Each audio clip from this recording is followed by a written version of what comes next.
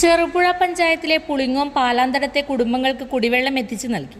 പാലാന്തടത്തെ ഉന്നതിയിലെ 14 കുടുംബങ്ങൾക്കാണ് വീട്ടിൽ പൈപ്പ് വഴി വെള്ളം എത്തിച്ചു നൽകിയത്.